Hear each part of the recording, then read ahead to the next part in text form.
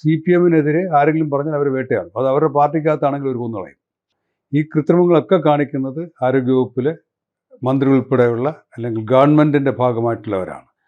അത് വളരെ കൃത്യമാണ്. ഈ അധികാര സ്ഥാനത്തിലെത്തുമ്പോൾ ചിലപ്പോൾ ചില കോംപ്രമൈസുകൾ ചെയ്യേണ്ടി വരും. ചില പാർട്ടി ആഭിമുഖ്യം അവർക്ക് കാര്യങ്ങൾ തുറന്നു പറയുന്നതിന് തടസ്സമാകും. പിന്നെ സർക്കാർ പറയുന്ന അതുപോലെയൊക്കെ കേൾക്കേണ്ടി വരും. ഇത് ഇടതു മുന്നണി മന്ത്രിസഭയിൽ നയിക്കുന്ന CPM-ൻ്റെ തന്ത്രമാണ്. അനാവശ്യമായിട്ട് നടപടിയാണെന്ന് അവർക്ക് തന്നെ അറിയാം. വളരെ ദയനീയമാണ് കേരളത്തിലെ ആരോഗ്യരംഗത്തെ ഭരണതലത്തിൽ നടക്കുന്ന കാര്യങ്ങൾ. അദ്ദേഹം ഉള്ളപ്പോൾ അദ്ദേഹത്തിൻ്റെ മുറി പരിശോധിക്കേണ്ടത്. ഇത് മുഴുവൻ നാടകങ്ങളായിരുന്നു. അവർ ശ്രമിക്കുന്നത് അവർ ചെയ്യുന്നതെല്ലാം ശരിയാണെന്ന് വരുത്തി തീർക്കാനാണ്. കേരളത്തിലുണ്ടായ ആരോഗ്യ പ്രശ്നങ്ങളെപ്പോലും അത് സിനിമയാക്കി അത് മന്ത്രിമാരുടെ യശസ് കൂട്ടാൻ വേണ്ടി ഉപയോഗിച്ച ലജ്ജാകരമായ അവസ്ഥയുണ്ട്. അവർക്ക് ഭരണം കിട്ടി. അതിൻ്റെ അർത്ഥം ഇടതു മുന്നണി പറയുന്നത് മാത്രമാണ് കേരളത്തിലെ ശരി. പക്ഷെ അത് ഭരണം നടത്തുന്നവർ അതിനെ നശിപ്പിക്കാൻ ശ്രമിക്കുന്നതിൻ്റെ പ്രശ്നമാണ്. ആരോഗ്യരംഗത്തെ അഡ്മിനിസ്ട്രേഷനാണ് പ്രധാനമായിട്ട് നശിച്ചത്. അപ്പോൾ ആരോഗ്യരംഗത്തെ നയിക്കുന്നവരുണ്ടാക്കുന്ന പ്രശ്നങ്ങൾ ആരോഗ്യരംഗത്തെ ബാധിക്കുന്നുണ്ട്. മെഡിക്കൽ കോളേജിലെ പ്രതിസന്ധികളെക്കുറിച്ച് തുറന്നു പറഞ്ഞതിന് പിന്നാലെ തന്നെ വ്യക്തിപരമായി ആക്രമിക്കാൻ ശ്രമം നടക്കുന്നുവെന്ന് ഡോക്ടർ ഹാരിസ് ചിറക്കൽ പറഞ്ഞത് വ്യാഴാഴ്ച.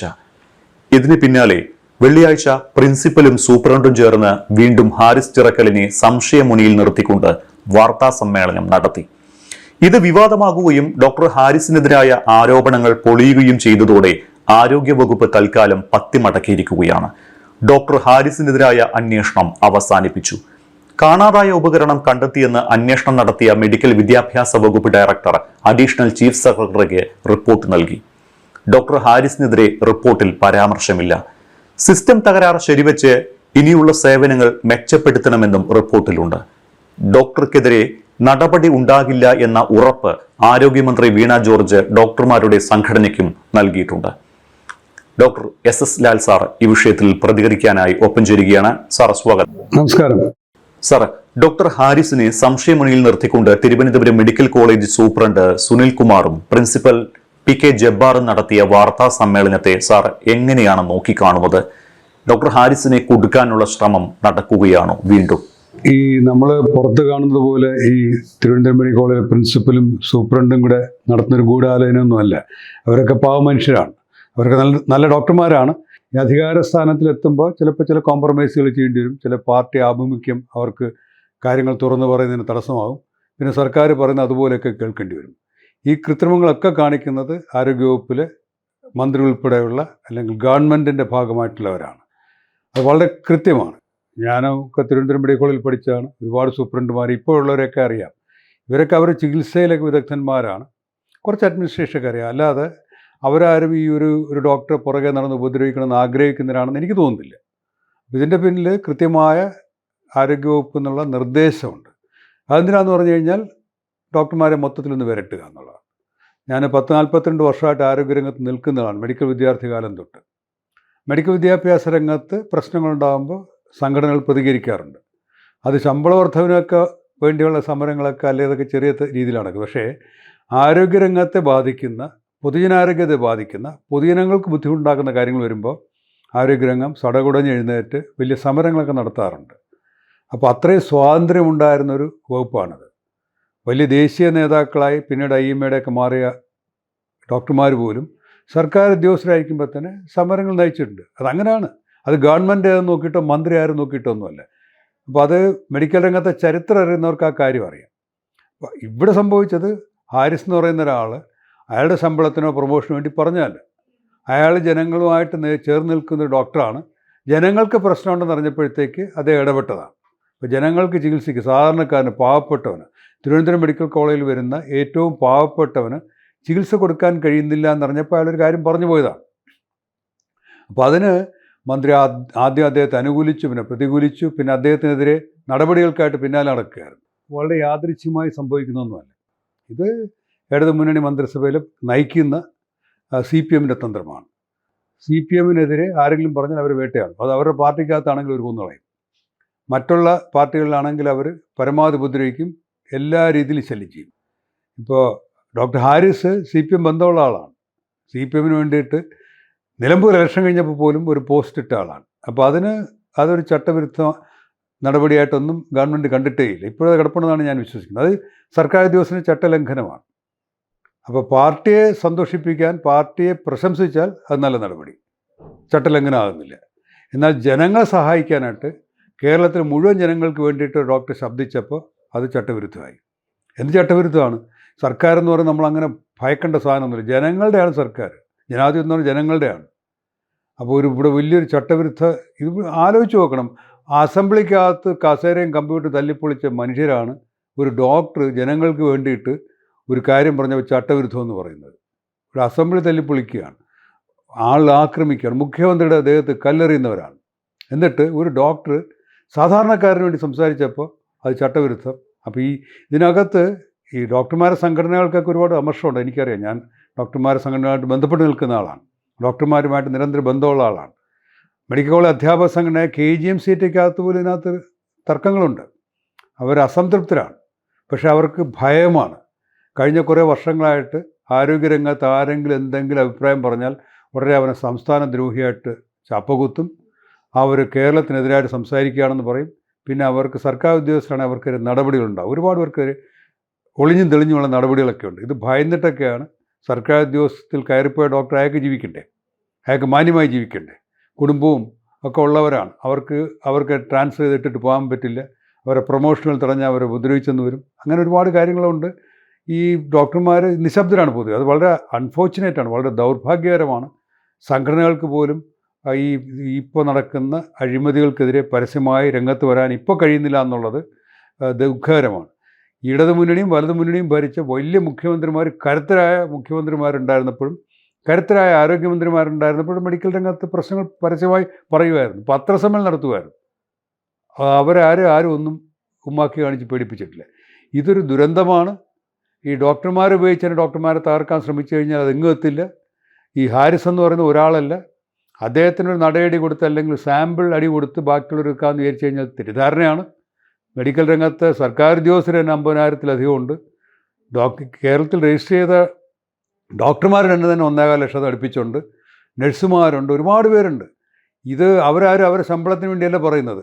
അവരുടെ മുന്നിൽ വരുന്ന രോഗികളുടെ മുന്നിൽ നിസ്സഹായരായി ഒന്നും ചെയ്യാൻ കഴിയാതെ നിൽക്കുമ്പോൾ അവർ പറഞ്ഞു പോകുന്നതാണ്. അപ്പോൾ അവർക്കെതിരെ ഇത്തരം ഉമ്മാക്കി നിയമങ്ങളുണ്ടെന്ന് കഴിഞ്ഞാൽ വലിയ കൊടുങ്കാറ്റ് സർക്കാരിനെതിരെ ഉണ്ടാവും. ഹാരിസിനെ പോലെ ഡോക്ടർ അദ്ദേഹം തന്നെ പറയുകയാണ്, മാനസികരോഗ ചികിത്സയ്ക്ക് പോകേണ്ടി വന്നു. കൈക്കൂലി വാങ്ങാത്ത രോഗികൾക്ക് ഏറ്റവും പ്രിയപ്പെട്ട ഒരാൾ, അയാളുടെ മാനസികരോഗ ചികിത്സയ്ക്ക് വേണ്ടി പറഞ്ഞു വിടേണ്ടി വരുന്ന ഗവൺമെൻറ് ഒന്ന് ആലോചിച്ച് നോക്കണം. എത്ര ജനവിരുദ്ധമാണെന്ന് ആലോചിച്ച് നോക്കണം. അപ്പോൾ അതുകൊണ്ട് ഈ ജനങ്ങൾക്ക് വേണ്ടി നിൽക്കുന്ന ഡോക്ടർമാർക്കെതിരെ, പ്രത്യേകിച്ച് അവർക്കെതിരെ ഗവൺമെൻറ് ഇറങ്ങിക്കഴിഞ്ഞാൽ ഈ ഗവൺമെൻറ്റിന് ജനം പാഠം പഠിപ്പിക്കും, യാതൊരു സംശയമില്ല അതിനകത്ത്. സർ, ആരോഗ്യമന്ത്രി വീണ ജോർജ് ഡോക്ടർമാരുടെ സംഘടനയ്ക്ക് ഉറപ്പ് കൊടുത്തിട്ടുണ്ട് ഡോക്ടർ ഹാരിസിനെതിരെ നടപടി ഉണ്ടാകില്ല എന്ന്. പക്ഷേ ആരോഗ്യ വകുപ്പ് ഹാരിസിനെതിരായ നീക്കങ്ങൾ ഇനിയും നടത്തുമെന്ന് ഉറപ്പാണ്. അപ്പോൾ ഇങ്ങനെ പോയി കഴിഞ്ഞാൽ ഡോക്ടർ ഹാരിസ് അടുത്ത നവീൻ ബാബുവായി മാറുമോ? അതിനാണോ ഈ സർക്കാർ ശ്രമിച്ചുകൊണ്ടിരിക്കുന്നത്? നവീൻ ബാബുവിൻ്റെ കാര്യം വളരെ ദുഃഖമുണ്ടാക്കിയതാണ്, ദൗർഭാഗ്യകരമായ സംഭവമാണ്.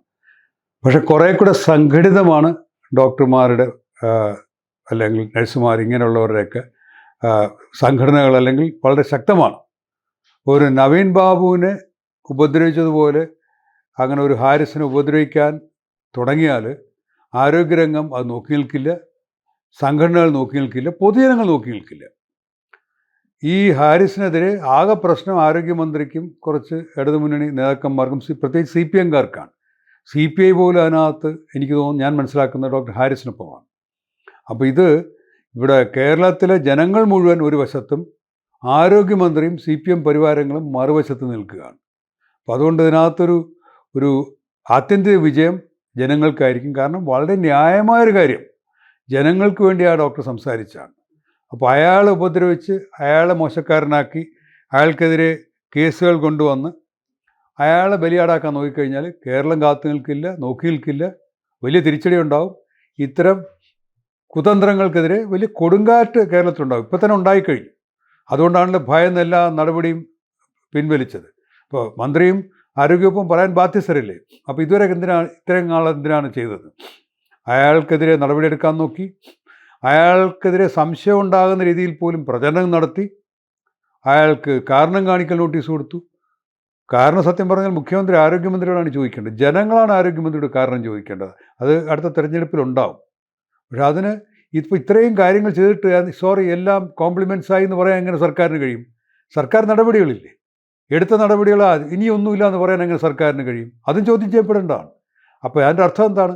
അനാവശ്യമായ എടുത്ത നടപടിയാണെന്ന് അവർക്ക് തന്നെ അറിയാം. വളരെ ദയനീയമാണ് കേരളത്തിലെ ആരോഗ്യരംഗത്തെ ഭരണതലത്തിൽ നടക്കുന്ന കാര്യങ്ങൾ. തന്നെ കൊടുക്കാനും വ്യക്തിപരമായി ആക്രമിക്കാനും ബോധപൂർവം ശ്രമിക്കുകയാണ് എന്ന് ഡോക്ടർ CH ഹാരിസ് കഴിഞ്ഞ ദിവസം പറഞ്ഞിരുന്നു. തന്റെ ഓഫീസ് മറ്റൊരു പൂട്ടിയ അധികൃതരുടെ ലക്ഷ്യം വേറെയാണെന്നുമാണ് അദ്ദേഹം ആരോപിച്ചത്. ശരിക്കും സത്യം വിളിച്ചു പറഞ്ഞത് തന്നെയാണോ ഹാരിസ് ചെയ്ത കുറ്റം?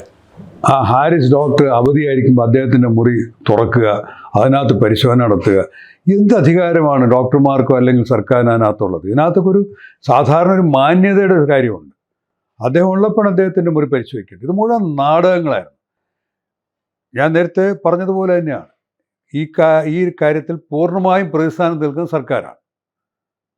അദ്ദേഹം അസംബ്ലിയിൽ കയറി കസേര ഒന്നും ചവിട്ടി ഓടിച്ചില്ല, കമ്പ്യൂട്ടർ എടുത്ത് തറയിലടിച്ചില്ല. അദ്ദേഹം നിവൃത്തിയില്ലാതെ വന്നപ്പോൾ കേരളത്തിലെ പാവപ്പെട്ട ജനങ്ങൾക്ക് വേണ്ടി മെഡിക്കൽ കോളേജിനെ ആശ്രയിക്കുന്ന രോഗികൾക്ക് വേണ്ടി അദ്ദേഹം സംസാരിച്ചാണ്. അപ്പോൾ അദ്ദേഹത്തിനെ പറ്റി സംശയം പൊതുജനങ്ങൾക്കുണ്ടാകുന്ന രീതിയിൽ ചില പ്രസ്താവനകൾ ആരോഗ്യമന്ത്രി നടത്തി. അതേക്കാതെ പോയപ്പോൾ അദ്ദേഹത്തിൻ്റെ സഹപ്രവർത്തകരായ സൂപ്രണ്ടിനെയും പ്രിൻസിപ്പലിനെ കൊണ്ട് പറയിക്കാൻ നോക്കി. അവർ നിവൃത്തിയോട് കൊണ്ട് അത് ചെയ്തതാണെന്ന് എനിക്കറിയാം. അവരാരും മോശക്കാരൊന്നുമല്ല. പക്ഷെ സർക്കാർ ഇതുപോലെയാണ് ഇടപെടുന്നത്. ഒരു മെഡിക്കൽ കോളേജിനകത്ത് കൊച്ചു കാര്യങ്ങൾ എന്തിനാണ് മന്ത്രിയും ആരോഗ്യവകുപ്പൊക്കെ ഇടപെടുന്നത്? അവർക്ക് നടത്താനറിയാം. ഈ ആരോഗ്യമന്ത്രിമാർ പരമാവധി 5 വർഷമേ ഉണ്ടാവുള്ളൂ. ഈ ഡോക്ടർമാർ അല്ലെങ്കിൽ നഴ്സുമാരെന്ന് പറഞ്ഞാൽ അവർ ആയുഷ്കാലം അവരുടെ ആരോഗ്യരംഗത്ത് തൊഴിലുള്ളവരാണ്. ഈ ഒരു സൂപ്രണ്ടോ പ്രിൻസിപ്പലൊക്കെ ആകുന്നതിന് 10-25 വർഷം സർവീസ് ആയതിനു ശേഷമാണ് അവർക്ക് ഈ സ്ഥാപനം നടത്താനറിയാം. സത്യത്തിൽ വേണ്ടത് കേരളത്തിലെ പ്രധാന മെഡിക്കൽ കോളേജുകൾ തുടങ്ങി സ്വയംഭരണാവകാശം കൊടുത്തു തുടങ്ങണം. അവർക്ക് നടത്തിക്കൊണ്ടുപോകാനറിയാം. ഇവിടെ ശ്രീത്ര നടക്കുന്നില്ലേ? RCC നടക്കുന്നില്ലേ? എത്രയോ സ്ഥാപനങ്ങൾ സ്വതന്ത്രമായിട്ട് നടക്കും. ഒരു മന്ത്രിയുടെ MLA ഒന്നും സഹായമില്ലാതെ. ആവശ്യമുണ്ടെങ്കിൽ സഹായിച്ചോട്ടെ, പക്ഷേ അവരുടെ പ്രവർത്തനത്തെ തടസ്സപ്പെടുന്ന രീതിയിൽ ഇടപെടലുണ്ടാക്കി, രാഷ്ട്രീയ ഇടപെടലുണ്ടാക്കി ആശുപത്രിയുടെ പ്രവർത്തനത്തിന് ബുദ്ധിമുട്ടുണ്ടാക്കുന്ന രീതിയിലുള്ള ഇടപെടലുകൾ മോശമാണ്. ഇതിനുമാതിരി സിനിമയിലൊക്കെ കാണുന്ന CID പണി പോലെയാണ്. ഒരു ഡോക്ടർ അയാൾ പറഞ്ഞത് പാവപ്പെട്ട രോഗികളെ ചികിത്സിക്കാൻ പറ്റുന്നതിൽ ഉപകരണങ്ങളില്ല എന്നാണ്. അതിൻ്റെ ദേഷ്യം തീർക്കാനായിട്ട് അയാളെ കള്ളനാക്കാൻ നോക്കുക, അയാൾ സാധനം പൊട്ടിച്ചുകൊണ്ട് പോയെന്ന് പറയാൻ നോക്കുക, അയാളുടെ മുറി തുറന്ന് അയാളില്ലാത്ത കയറുക. എന്തൊരു നാണം കെട്ട്, ഇത് 4-കിട സിനിമയുള്ള രീതികളാണ് ഈ കാണിക്കുന്നത്. ലജ്ജാകരം. സത്യം വിളിച്ചു പറഞ്ഞ ഡോക്ടർ ഹാരിസ് ചിറക്കലിനെ ഉപദ്രവിക്കാൻ ശ്രമിക്കുന്നതിന് പിന്നിൽ ആരായിരിക്കുമെന്നാണ് സാർ കരുതുന്നത്? കഴിഞ്ഞ കുറേ വർഷങ്ങളായിട്ട്, പ്രത്യേകിച്ച് ഇടതുമുന്നണിയുടെ ആദ്യ ഗവൺമെൻറ് കാലം തൊട്ടും പിന്നെ രണ്ടാമത്തെ ഗവൺമെൻറ് വന്നപ്പോഴൊക്കെ പഴയ ഇടതുമുന്നണി ഗവൺമെൻറ്റിനേക്കാൾ പോലും വ്യത്യാസമാണ്. ഇടതുമുന്നണിയുടെ 2 ഗവൺമെൻറ്റുകൾക്കെതിരെ അന്തരിച്ച ഷൺമുഖദാസ് ആരോഗ്യമന്ത്രിയായിരുന്നപ്പോൾ സമരങ്ങൾ നയിച്ചിട്ടുള്ള ആളാണ് ഞാൻ, അല്ലെങ്കിൽ ബുദ്ധിമുട്ടുകൾ അനുഭവിച്ചിട്ടുള്ള ആളാണ് ഞാൻ. പക്ഷെ അവർ ഈ ഭരിക്കുമ്പോൾ പോലും ഇടതുമുന്നണി വളരെ ശക്തമായിരുന്ന കാലത്ത് പോലും ഇടതുമുന്നണി ഗവൺമെൻറ് തെറ്റായ നയങ്ങൾക്കെതിരെ പറയാനും പ്രസംഗിക്കാനും സമരങ്ങൾ നടത്താനുമുള്ള സ്വാതന്ത്ര്യം കേരളത്തിലുണ്ടായിരുന്നു. പക്ഷെ കഴിഞ്ഞ 2 ഇടതുമുന്നണി ഗവൺമെൻറ്റുകൾ അവർ ശ്രമിക്കുന്നത് അവർ ചെയ്യുന്നതെല്ലാം ശരിയാണെന്ന് വരുത്തി തീർക്കാനാണ്. പ്രധാനമായി PR വർക്കാണ്. കേരളത്തിലുണ്ടായ ആരോഗ്യ പ്രശ്നങ്ങളെപ്പോലും അത് സിനിമയാക്കി അത് മന്ത്രിമാരുടെ യശസ് കൂട്ടാൻ വേണ്ടി ഉപയോഗിച്ച ലജ്ജാകരമായ അവസ്ഥയുണ്ട്. നിപ്പ കേരളത്തിൽ ഒരു മാജിക് സംഭവിച്ചിട്ടില്ല. നിപ്പ രോഗം അത് വരുന്നത് പോലെ അത് പോകും. എല്ലായിടത്തും 70% പേരാണ് മരിക്കുന്നത്. കേരളത്തിൽ 90% പേരാണ് മരിച്ചത്. 10,000-കണക്കിന് പേരൊന്നും നിപ്പ രോഗമൊന്നും മരിക്കില്ല. അത് വെറും നാടകമായിരുന്നു. മന്ത്രി വൈറസിനെ ഓടിച്ചെന്ന രീതിയിലാണ്. അതുകൊണ്ട് കോവിഡ് വന്നപ്പോൾ ഞങ്ങൾ ഓടിക്കുമെന്ന് പറഞ്ഞു. അവസാനം ഗതികെട്ട് പോയി. എല്ലാ രാജ്യങ്ങളും തയ്യാറെടുപ്പ് നടത്തി, എല്ലാ സംസ്ഥാനങ്ങളും തയ്യാറെടുപ്പ് നടത്തി. ഇവിടെ മന്ത്രിയെ പേടിച്ച് കോവിഡ് ഇങ്ങോട്ട് വരില്ല എന്നൊക്കെ പറഞ്ഞിട്ട് നാണം കെട്ട രീതിയിൽ പ്രയോഗം നടത്തി. അമേരിക്കയിലേക്ക് ഇവിടുന്ന് ആരോഗ്യ പ്രവർത്തകർ അയച്ചു കൊടുക്കാമെന്ന് ഇവിടെ പ്രസ്താവനകൾ വന്നു. അപ്പോൾ അതൊരു കഴിഞ്ഞ കുറേ വർഷമായിട്ട് ഇവിടെ എല്ലാം ഭദ്രമാണ്, ഈ ഗവൺമെൻറ് എന്ന വെച്ചുകൂടി എല്ലാം ശരിയായെന്ന് പറയാനൊരു ശ്രമമാണ്. ഒരു പ്രദേശത്ത് പാലമില്ലെങ്കിൽ തോണി മാത്രമേ ഉള്ളൂ, അല്ലെങ്കിൽ ആൾ നീന്തി കിടക്കേണ്ട സ്ഥലത്ത് ഒരു പാലം കെട്ടിയ പ്രശ്നം തീരും. പിന്നെ 50-75 വർഷം പിന്നെ തിരിഞ്ഞു നോക്കണ്ട.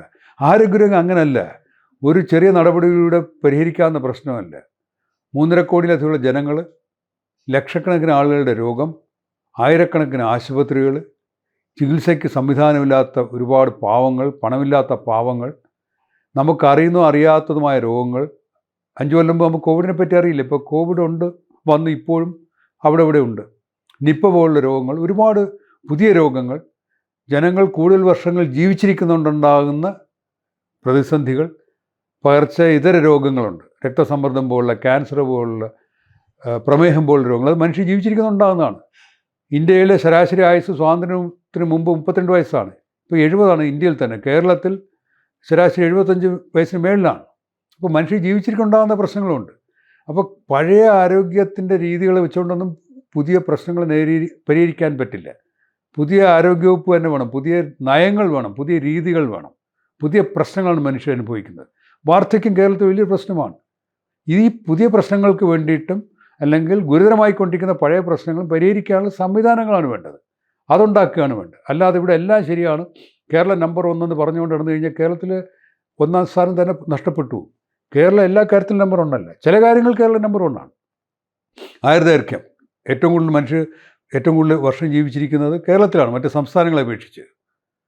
ശിശുമരണ നിരക്ക് കുറവാണ്, മാതൃമരണ നിരക്ക് കുറവാണ്. അതിൻ്റെ അർത്ഥം നമ്മൾ എല്ലാം നമ്പർ 1 എന്നല്ല. നമ്മൾ നമ്പർ 1 അല്ലാത്ത ഒരുപാട് കാര്യങ്ങളുണ്ട്. നമ്മൾ മാതൃക അല്ലാത്ത മേഖലകളുണ്ട്. ആത്മഹത്യ നിരക്ക് കേരളത്തിൽ കൂടുതലാണ്. നമ്മൾ ആർക്കും മാതൃകയല്ല. ബീഹാറിനോ UP-ക്കോ ഒന്നും മാതൃകയല്ല. അവരോട് പറയാൻ പറ്റില്ല കേരളത്തെ നോക്കി ആത്മഹത്യാ കാര്യത്തിൽ കണ്ടുപിടിക്കാൻ.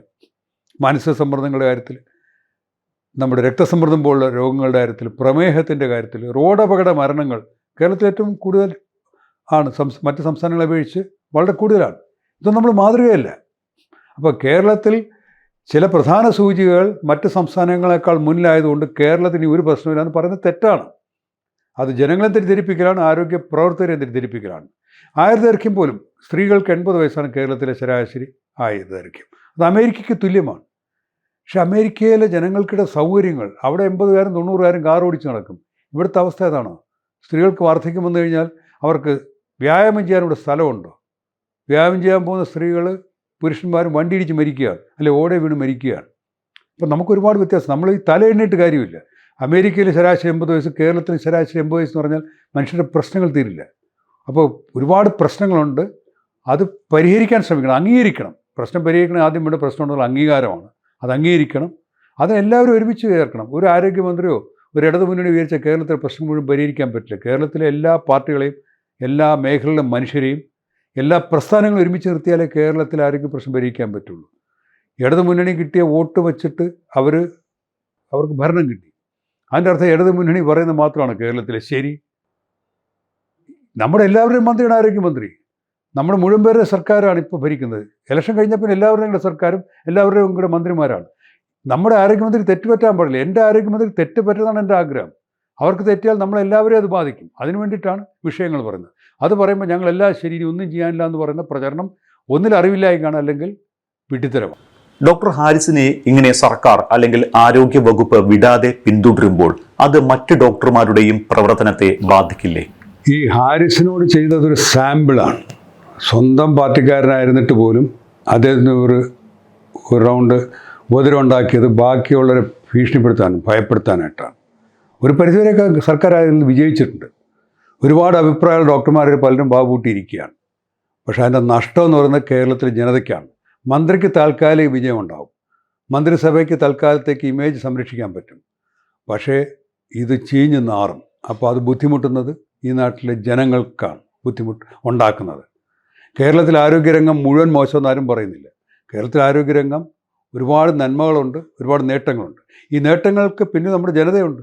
ഇവിടെ സാക്ഷരതയുള്ള ജനമുള്ളതുകൊണ്ട്, സ്ത്രീ സാക്ഷരത കൂടുതലായതുകൊണ്ട്, നമുക്ക് ശുചിത്വ ബോധമുള്ളതുകൊണ്ട്, വിദ്യാഭ്യാസമുള്ളതുകൊണ്ട്, ഇതൊക്കെ കൊണ്ടാണ് കേരളത്തിൽ ആരോഗ്യരംഗം മെച്ചപ്പെട്ടിരിക്കുന്നത്. അല്ല, ഇവിടുത്തെ 2 മന്ത്രിസഭ ഉണ്ടല്ലോ. അങ്ങനെയാണ് ഈ മന്ത്രിസഭ കൊണ്ട് ബീഹാറിൽ വെച്ചാൽ ബീഹാർ അങ്ങ് ശരിയാവും കേരളം പോലെ. അപ്പോൾ കേരളത്തിൽ ജനതയ്ക്കാണ് കൈയടി കൊടുക്കേണ്ടത്. ആരോഗ്യരംഗത്ത് എന്ത് പറഞ്ഞാലും അനുസരിക്കുന്ന സംസ്ഥാനമാണ് കേരളം. കോവിഡ് കാലത്ത് ഞങ്ങൾ നടത്തിയ പഠനത്തിൽ കണ്ടത് കേരളത്തിലെ 95% പേരും മാസ്ക് ധരിക്കുന്നു എന്നാണ്. അവർ പോലീസ് ഓടിച്ചിട്ടല്ല മാസ്ക് ധരിക്കുന്നത്. പല സംസ്ഥാനങ്ങളും അങ്ങനെയാണ്. അപ്പോൾ കേരളത്തിലെ ജനത വ്യത്യസ്തമാണ്, കേരളത്തെ ഭൂപ്രകൃതി വ്യത്യസ്തമാണ്. കേരളത്തിലേക്ക് ഒഴുകുന്ന 41 നദികളുണ്ട്. അവ നമുക്ക് കുടിവെള്ളവും കൃഷിക്കുള്ള വെള്ളവും കുളിക്കാനുള്ള വെള്ളവും എല്ലാം തരുന്നുണ്ട്. ഇതേതെങ്കിലും സർക്കാർ ഉത്തരവ് അനുസരിച്ചിട്ടാണ് 40 നദികൾ കേരളത്തിലേക്ക് ഒഴുകാൻ തീരുമാനിച്ചത്. ഇതൊക്കെ ഇവിടെ ഉള്ളതാണ്. അപ്പോൾ കേരളം നമ്പർ 1 ആയതിന് ഒരുപാട് കാരണങ്ങളുണ്ട്, ചരിത്രപരമായ കാരണങ്ങളുണ്ട്, പഴയ ഭരണകർത്താക്കളുടെ നന്മകളുണ്ട്, അവർ ചെയ്ത നല്ല കാര്യങ്ങളുടെ ഫലമുണ്ട്. ഇതെല്ലാം കൂടെ ചേർന്നാണ്. അല്ല ഒരു മന്ത്രിസഭ വന്നിട്ട് പെട്ടെന്ന് ഞങ്ങൾ വന്ന് അതെ ആയുർദൈർഘ്യം കൂട്ടിക്കളഞ്ഞു, അല്ലെങ്കിൽ ശിശുമരണ നിരക്ക് കുറച്ചു, മാതൃമരണ നിരക്ക് കുറച്ചു, അത് ഞങ്ങളുടെ 9 വർഷത്തെ ഭരണം കൊണ്ടാണെന്ന് പറയുന്നത് ഒരു നാണക്കേടാണ്. ഉദാഹരണം പറഞ്ഞു കഴിഞ്ഞാൽ 10ാം ക്ലാസ്സിൽ ഒരുത്തിന് റാങ്ക് കിട്ടി, ഒരു കുട്ടിക്ക് റാങ്ക് കിട്ടി. ഉടനെ 10ാം ക്ലാസ്സിൽ ക്ലാസ് ടീച്ചർ പറയുക, ഞാൻ ക്ലാസ് ടീച്ചർ ആയതുകൊണ്ട് 10ാം ക്ലാസ്സിൽ വന്നപ്പോൾ അവൻ റാങ്ക് കിട്ടി. അതുപോലത്തെ ഒരു മണ്ടത്തരമാണ്. നമ്മുടെ മെഡിക്കൽ രംഗം ഇത്രയ്ക്ക് അധപതിച്ചു പോകാൻ കാരണം എന്താണ്? കേരളത്തിൽ ആരോഗ്യരംഗം തകർന്നു പോയിട്ടൊന്നുമില്ല. അതിൻ്റേതായ ശക്തിയുണ്ട്. പക്ഷെ അത് ഭരണം നടത്തുന്നവർ അതിനെ നശിപ്പിക്കാൻ ശ്രമിക്കുന്നതിൻ്റെ പ്രശ്നമാണ്. ആരോഗ്യരംഗത്തെ അഡ്മിനിസ്ട്രേഷനാണ് പ്രധാനമായിട്ട് നശിച്ചത്. അത് കാരണം ആരോഗ്യരംഗത്ത് പ്രശ്നങ്ങളുണ്ട്. ഇപ്പോൾ കേരളത്തിൽ നല്ല ഡോക്ടർമാരെല്ലാം ഉണ്ട്, അവരിപ്പോഴും ഉണ്ട്, നഴ്സുമാരുണ്ട്, മറ്റാരോഗ്യ പ്രവർത്തകരുണ്ട്, വലിയ സ്ഥാപനങ്ങളുണ്ട്. അത് നടത്തിക്കൊണ്ടു പോകുന്നതിൽ ആരോഗ്യവകുപ്പിലെ നേതൃത്വം, രാഷ്ട്രീയ നേതൃത്വം തടസ്സങ്ങളുണ്ടാക്കുന്നുണ്ട്. അത് കാരണം ഉണ്ടാകുന്ന പ്രശ്നങ്ങൾ പരിഹരിക്കാൻ അവർ ശ്രമിക്കുന്നുമില്ല. ഇവിടെ എല്ലാം നല്ലതാണെന്ന് പറയാൻ ശ്രമിക്കുന്നു. അവിടെയാണ് ഹാരിസിന് ശബ്ദം ഉയർത്തേണ്ടി വന്നത്. അപ്പോൾ ഹാരിസ് ശബ്ദം ഉയർത്തിയപ്പോഴാണ് പൊതുജനം അറിയുന്നത് ഇങ്ങനത്തെ ഒരുപാട് പ്രശ്നമുണ്ട്. നമുക്കൊക്കെ ഇതറിയാം. ഹാരിസിന് മുമ്പുള്ള പ്രൊഫസറും എൻ്റെ കൂടെ പഠിച്ച ആളാണ്. അയാൾ കഴിഞ്ഞ 4-5 വർഷമായിട്ട് പറയുകയായിരുന്നു ഇവിടെ എന്ത് ചെയ്യാൻ പറ്റും. നമ്മൾ ടെലിവിഷനിലൊക്കെ പറയാൻ ശ്രമിക്കും, അല്ലെങ്കിൽ ഫേസ്ബുക്കിൽ എഴുതും. പക്ഷേ അദ്ദേഹത്തിൻ്റെ പേര് ഭയന്ന് എഴുതാത്തതാണ്. കാരണം അദ്ദേഹത്തിന് ഉപദ്രവിച്ച് കളയുമായിരുന്നു. ഇപ്പോൾ ഹാരിസ് ഒരു പക്ഷേ CPM ബന്ധമുള്ളതുകൊണ്ട് അദ്ദേഹത്തിന് ഉപദ്രവിക്കില്ല എന്ന് വിചാരിച്ചിട്ടുണ്ടാകും, അല്ലെങ്കിൽ ഇത്രയും വലിയ വാർത്തയാവുമെന്ന് വിചാരിച്ചിട്ടുണ്ടാകില്ല. അങ്ങനെ ചെയ്തു പോയതാണ്, സൗദ്ദേശിച്ച് ചെയ്തതാണ്. പക്ഷേ അയാൾ കിടന്ന് അനുഭവിക്കുകയാണ്. അപ്പോൾ കേരളത്തിൽ ആരോഗ്യരംഗത്തിന് കുഴപ്പമൊന്നുമില്ല, പക്ഷേ കുഴപ്പം വരും. വളരെ മോശമായ ഈ ഗതിയിൽ കുറേ നാൾ പോവുകയാണെങ്കിൽ വളരെ പ്രശ്നം. ഇപ്പോൾ തന്നെ ഒരുപാട് പ്രശ്നങ്ങളുണ്ട് ആരോഗ്യരംഗത്ത്. ഈ താഴെ ലെവലിലൊക്കെ എത്തുമ്പോഴേക്കുള്ള രോഗത്തിൻ്റെ സർവേലൻസ്, ഇങ്ങനത്തെ ഒരുപാട് കാര്യങ്ങളെ ബാധിച്ചിട്ടുണ്ട്. അത് ഈ ആരോഗ്യമന്ത്രി ഒരു വൺ മാൻ ഷോ നടത്താനായിട്ട് ആരോഗ്യവകുപ്പിന് ഉപയോഗിക്കുന്നുണ്ടാണ്. ആരോഗ്യവകുപ്പ് ഡയറക്ടർമാരെ നിർവീര്യമാക്കി, അവരൊന്നും പുറത്ത് കാണാനില്ല. അപ്പോൾ അവർക്ക് നേതൃത്വ ഗുണങ്ങളുണ്ടെങ്കിൽ പോലും അവർക്ക് ഉപയോഗിക്കാൻ പറ്റുന്നില്ല. അത് താഴേക്കുള്ള എല്ലാ പ്രവർത്തനങ്ങളെയും ബാധിക്കും. അപ്പോൾ ആരോഗ്യരംഗത്തെ നയിക്കുന്നവരുണ്ടാക്കുന്ന പ്രശ്നങ്ങൾ ആരോഗ്യരംഗത്തെ ബാധിക്കുന്നുണ്ട്. ആ ബാധിക്കുന്നത് സാധാരണക്കാരുടെ പ്രശ്നങ്ങളായി മാറും. സാധാരണ രോഗികളുടെ, സാധാരണ മനുഷ്യരുടെ പ്രശ്നങ്ങൾ പരിഹരിക്കുന്നതിനകത്ത് താമസം ഉണ്ടാകുകയും അല്ലെങ്കിൽ പ്രശ്നങ്ങൾ പരിഹരിക്കപ്പെടാതാകുകയും ചെയ്തു പോകും. സാർ, നമ്മുടെ ആരോഗ്യമേഖലയുടെ പോക്ക് ഇങ്ങനെയാണ് എങ്കിൽ ആരോഗ്യമേഖലയിലെ പ്രതിസന്ധി ഇനി എങ്ങനെ പരിഹരിക്കും? ആരോഗ്യമേഖലയിൽ എല്ലാ പ്രശ്നങ്ങളും ആരും വെച്ചാലും പരിഹരിക്കാൻ പറ്റില്ല. പക്ഷെ കുറേ അധികം പ്രശ്നങ്ങൾ പരിഹരിക്കാൻ പറ്റും. ഈ പരിഹരിക്കാൻ പറ്റണമെങ്കിൽ എന്താണ് വേണ്ടത്? ആരോഗ്യരംഗത്തെ പ്രശ്നം എന്താണെന്ന് മനസ്സിലാകണം. മനസ്സിലായിട്ട് പ്രശ്നങ്ങൾ ഉണ്ടാകുമ്പോൾ അത് അംഗീകരിക്കണം. പ്രശ്നം സംഭവിക്കണം. ഇപ്പോൾ എല്ലാം നമ്പർ 1 പറഞ്ഞ് പ്രചരിപ്പിച്ചു കഴിഞ്ഞാൽ പ്രശ്നം പരിഹരിക്കാൻ പറ്റില്ല. ഉദാഹരണത്തിന് നമ്മുടെ കുട്ടി 1-2 വിഷയങ്ങൾക്ക് ക്ലാസ്സിൽ ഫസ്റ്റാണ്, ചില വിഷയങ്ങൾക്ക് അവൻ തോറ്റുപോയി. ഈ ഫസ്റ്റ് കിട്ടിയതുകൊണ്ട് ആ വിഷയങ്ങളിൽ ഫസ്റ്റ് വെച്ചിട്ട് അവൻ ക്ലാസ്സിൽ ഏറ്റവും നല്ല മിടുക്കനാണ്, സ്കൂളിൽ ഏറ്റവും നല്ല മിടുക്കനാണ് പ്രചരിപ്പിച്ചാൽ PR വർക്ക് നടത്തിയാൽ എന്ത് പറ്റും? ആ കുട്ടിയുടെ പരാജയം സംഭവിക്കും. കേരളത്തിൽ സംഭവിക്കുന്നതാണ്. ചില കാര്യങ്ങൾ നമ്മൾ മുന്നിലാണ്, ചില കാര്യങ്ങൾ നമ്മൾ പുറകിലാണ്. അപ്പോൾ മുന്നിലായ കാര്യങ്ങൾ വെച്ചിട്ട് കേരളം നമ്പർ 1 ഞങ്ങളുടെ മന്ത്രിസഭ നമ്പർ 1 ആക്കിയെന്ന് പറഞ്ഞ് പ്രചരിപ്പിച്ചു കഴിഞ്ഞാൽ കേരളത്തിൻ്റെ മുന്നോട്ടുള്ള ഗതി അത് ബാധിക്കും. ജീവനക്കാർക്ക് തന്നെ വിചാരിക്കുമോ ഇനി അധികമൊന്നും ചെയ്യാനില്ല എന്ന്. പണം തരേണ്ട കേന്ദ്ര സർക്കാരും മറ്റ് ഡോണർ ഏജൻസീസൊക്കെ ആയിരിക്കും കേരളത്തിൽ കൊടുക്കേണ്ട, അവിടെ എല്ലാം ശരിയായിരുന്നു. അങ്ങനെ സംഭവിക്കുന്നുണ്ട്. അപ്പോൾ കാപട്യമാണത്. കേരളത്തിൽ ഒരുപാട് നല്ല കാര്യങ്ങളുണ്ട്, ഒരുപാട് പ്രശ്നങ്ങൾ ബാക്കിയുണ്ട്. ഇത് പരിഹരിക്കണമെങ്കിൽ ആദ്യം ഇതിനകത്തൊരു ഒരു അന്വേഷണത്തിന് തയ്യാറാകണം. ഇതുവരെ അങ്ങനെ സർക്കാർ ചെയ്തിട്ടില്ല. ആരെന്ത് പറഞ്ഞാൽ അന്വേഷിക്കാൻ വന്നതിനെ ഓടിച്ചു വിടുകയാണ് ചെയ്യുന്നത്. അപ്പോൾ നമ്മൾ അന്വേഷണം നടത്തണം, ഒരു ധവളപത്രം പുറപ്പെടുവിക്കണം. ഇതൊക്കെയാണ് പ്രശ്നങ്ങളെന്ന് പറയണം. അതിന് പരിഹാര മാർഗങ്ങൾ ആരായണം, അത് നടപ്പിലാക്കാൻ പറ്റുന്നത് നടപ്പിലാക്കണം. ഇപ്പോൾ കേരളത്തിൽ UDF ഒരു ആരോഗ്യ കമ്മീഷൻ, ഹെൽത്ത് കമ്മീഷൻ നിയമിച്ചിട്ടുണ്ട്. ഞാൻ അതിൻ്റെ അധ്യക്ഷനാണ്. ഞങ്ങൾ ചെയ്യുന്നതാണ്. കേരളത്തിൽ എന്താണ് യഥാർത്ഥ പ്രശ്നങ്ങളെന്ന് പഠിക്കുകയാണ്. ഏതായാലും സർക്കാരിനെ മറിച്ചിടാനോ സർക്കാരിനെ കുറ്റം പറയാനോ അല്ല. ഇടത് രോഗവും വലത് രോഗവും ഒന്നുമില്ലല്ലോ. CPM രോഗാണു, കോൺഗ്രസ് രോഗാണു ഉണ്ട്. എല്ലാ മനുഷ്യർക്കും അസുഖങ്ങൾ വരുമ്പോൾ അവൻ മനുഷ്യൻ മാത്രമാണ്. അപ്പം മനുഷ്യർക്ക്, നമ്മുടെ നാട്ടിലെ രോഗികൾക്ക്, നമ്മുടെ നാട്ടിലെ പാവങ്ങൾക്ക് ഇന്നത്തെ ആരോഗ്യരംഗത്തെ പ്രശ്നങ്ങളുണ്ടാകുന്ന ബുദ്ധിമുട്ടുകളെ പറ്റി അറിയാനും അതിന് പരിഹാര മാർഗങ്ങൾ, പ്രായോഗികമായ പരിഹാരങ്ങൾ നിർദ്ദേശിക്കാണ് ഞങ്ങൾ ശ്രമിക്കുന്നത്. സർക്കാരാണ് ഇത് ചെയ്യേണ്ടിയിരുന്നത്. ഒരു അനാലിസിസ്, അല്ലെങ്കിൽ ഒരു ലാൻഡ്സ്കേപ്പ് അനാലിസിസ്, എന്താണ് ഇപ്പോൾ സംഭവിച്ചുകൊണ്ടിരിക്കുന്ന ഒരു അന്വേഷണം, അപാകതകൾ കണ്ടെത്തുക, പരിഹാര മാർഗങ്ങൾ നിർദ്ദേശിക്കുക. അത് സർക്കാർ ചെയ്യുന്നില്ല. സർക്കാർ അതിൽ പരാജയപ്പെട്ടപ്പോഴാണ് UDFും പ്രതിപക്ഷ നേതാവൊക്കെ മുൻകൈയെടുത്ത് ഒരു ആരോഗ്യ കമ്മീഷൻ ഉണ്ടാക്കിയത്. ഇതൊരു കഷ്ടമാണെന്ന് ആലോചിച്ചു. സർക്കാർ ചെയ്യേണ്ടത് പ്രതിപക്ഷം ചെയ്യേണ്ട അവസ്ഥയാണ്. ഇപ്പോൾ ആരോഗ്യരംഗം ഏറ്റവും മെച്ചപ്പെടണമെങ്കിൽ ഏത് നാട്ടിലായാലും മെച്ചപ്പെട്ട ആരോഗ്യരംഗമുള്ള പ്രദേശം നോക്കിക്കഴിഞ്ഞാൽ അവർ GDPയുടെ ഒരു 15-20% വരെയൊക്കെ ആരോഗ്യരംഗത്തിന് ഉപയോഗിക്കുന്നവരുണ്ട്. നമ്മുടെ സംസ്ഥാന GDPയുടെ 1% നമ്മൾ ഉപയോഗിക്കുന്നത്. ബജറ്റിൻ്റെ 5% ആരോഗ്യത്തിന് ഉപയോഗിക്കുന്നത്. അത് 4% ചിലവാക്കുന്നുള്ളൂ. അപ്പോൾ നമുക്ക് ആദ്യം ഒരു തീരുമാനമാണ്, ഒരു പൊളിറ്റിക്കൽ, രാഷ്ട്രീയ ഇച്ഛാശക്തി വേണം കേരളത്തിലെ ആരോഗ്യം മെച്ചപ്പെടണമെന്നുള്ളത്. അതിനനുസരിച്ച് ബജറ്റിൽ തുക കൊള്ളിക്കണം. ഓരോ വർഷവും ബജറ്റിൽ കൂടുതലുണ്ടാക്കണം. അപ്പോൾ ഇതൊന്നും നടത്താതെ ഉള്ള പൈസ വീതിച്ച് അവിടെ കൊടുത്ത് ഇവിടെ കൊടുത്ത് ഒരു കാര്യവും ചെയ്യാൻ വയ്യാതെ പോകുന്നുണ്ട്. പിന്നെ സ്ഥാപനങ്ങൾക്ക് ഭരണാധികാരം കൊടുക്കണം, സ്വയംഭരണാധികാരം മെഡിക്കൽ കോളേജുകൾക്ക് കൊടുക്കണം. ആരോഗ്യവകുപ്പിനേക്കാൾ പ്രവർത്തിക്കാൻ വിടണം. മന്ത്രി എന്നപ്പോൾ ഒരു പൊളിറ്റിക്കൽ ലീഡർഷിപ്പ് കൊടുക്കേണ്ടവരാണ്. ചില കാര്യങ്ങൾ അവർ തീരുമാനിക്കേണ്ടി വരും. ദൈനംദിന പ്രവർത്തനങ്ങൾ ഇടപെടരുത്. ഈ അധികാരം ഉപയോഗിച്ചിട്ട് അവരെ അങ്ങോട്ട് ട്രാൻസ്ഫർ ചെയ്യുക, ഇങ്ങോട്ട് ട്രാൻസ്ഫർ ചെയ്യുക, ഭീഷണിപ്പെടുത്തുക, ഇതൊന്നും അല്ലൊരു മന്ത്രിയുടെ പണി. ഈ നാട്ടിലൊക്കെ മാത്രമേ നമ്മൾ ഈ മന്ത്രിമാരിങ്ങനെ പെരുമാറാറ് പോലും ഉള്ളൂ. ആരോഗ്യവകുപ്പിനെയൊക്കെ സ്വതന്ത്രമാക്കുക, അവർ ജോലി ചെയ്തോളൂ. പൊളിറ്റിക്കൽ ലീഡർഷിപ്പ് കൊടുക്കുക. മന്ത്രിമാർ കഴിവുള്ളവരാണ്, അതുകൊണ്ടാണല്ലോ അവർ ഇലക്ഷൻ ജയിച്ച് മന്ത്രിമാരാകുന്നത്. പക്ഷെ അവർക്കറിയാത്ത മേഖലയെ കൈവയ്ക്കരുത്. മന്ത്രിമാർ എല്ലാ കാര്യത്തിലും ഇടപെടണം. മന്ത്രിമാർ മാസ്കൊക്കെ ഇട്ട് ഐസി കൊണ്ട് എന്തിനാണ് കയറുന്നത്? ആ ജില്ലയിലുണ്ടായിരുന്നത് അല്ലെ ആശുപത്രി പ്രദേശത്ത് സന്ദർശിച്ചൊരു പ്രശ്നം വന്നാൽ മാസ്കൊക്കെ ഇട്ട് ആശുപത്രിക്കകത്ത് കയറി ഓപ്പറേഷൻ തിയേറ്ററിനകത്തോ ഐസി ഉണ്ടാകത്തുന്ന മന്ത്രി കയറരുത്. അവർക്ക് അസുഖം വന്നാൽ നമുക്കും നഷ്ടമാണ്. ഇത് പഴയ ചില മന്ത്രിമാർ ചെയ്തുകൊണ്ട് പറയുകയാണ്. അത്തരം നാട്യങ്ങളല്ല ആവശ്യം. നേതൃത്വം കൊടുക്കുക, പണി ചെയ്യാൻ അറിയുന്നവൻ പണി ചെയ്യും. ഇപ്പോൾ സെക്രട്ടറിന് മുന്നിൽ ലാത്തിച്ചാർജ് നടത്തുമെങ്കിൽ ആഭ്യന്തരമന്ത്രിയാണ് വന്നത് ലാത്തിച്ചാർജ് നടത്തുന്നത്. അത് പോലീസുകാർ ചെയ്തോളൂ. അതിൻ്റെ നേതൃത്വമാണ് വേണ്ട തീരുമാനിക്കെടുത്തെന്നാണ് മന്ത്രിയുടെ ബുദ്ധി ഉപയോഗിക്കേണ്ടത്.